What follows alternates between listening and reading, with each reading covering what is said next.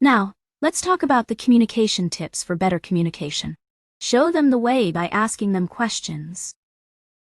What you want to do is to make people come up with solutions when you are talking to them. In a team meeting, in a social situation, instead of just giving them the solution, you should ask them.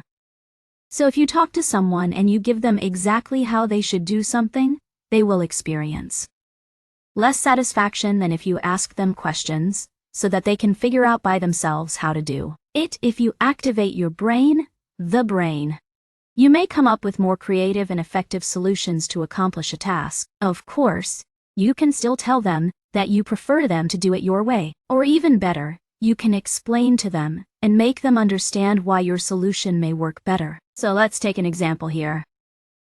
The normal way of communication would be you should do a then B then C to solve your situation, and the employee is okay. There is nothing wrong with that. It's just that they are not involved in finding the solution. The better way you would be you to solve your situation. What do you think you should do if the employee would say, I don't know, maybe try A, and then you can say, great, then what else? And then say, oh, I'm not sure. And now it's your job to help them, to guide them. So you could ask them, okay, what do you think about using B? And then what could we do? What else? So that you can guide them in finding the solution, you can help them, give them small parts of the informal information of the solutions. And sometimes they will come up with better solutions. You are going to get amazing results when you ask people how they can do something. They may come up with better solutions that they want that you had before. So it's the art of letting them come up with a solution and see if it's better than yours, or to guide them to discover your solution. So it's really important. So at the end, you ask them if they are willing to apply the method to apply your solution. If you see that they are not engaged, ask them why, and maybe they will say, oh, I have some fears. I have some objections. I have something I'm experiencing right now that is not making me really comfortable, because you want to have people involved in your solution if you show them the way. If they come up with the way you want to ask them the question, okay, are you willing to try this solution? Are you willing to do it? And on a scale between 0 to 10, how much are you willing to apply that? So it's always important to ask them if they are engaged, and what is really important, that if they are not engaged, to discover why, because you want to try to deactivate their fetus objections or the things that are holding them back. How do you do that? You can ask them the question, are you willing to apply this method on a scale between 0 to 10? How much are you willing to apply it? And then they will see a number and then say, okay, what prevents you from saying a higher number? And then you listen, and most of the time, it's a confidence problem. They lack confidence in themselves, our confidence in this new method. You can then reassure them and tell them that you are confident that they can do it.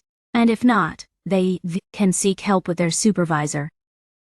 I'll come to you. Remind them that they should try it themselves first, and then it's always okay to ask for help on something that they're not really sure. You can also reassure them about the process, and that can also happen. It's their confidence that needs to be reassured. And sometimes the process that you have explained so that you can say is, let's try it this way, and let's see if that works. I'm confident it will, but I'm always human. Let's wait and see.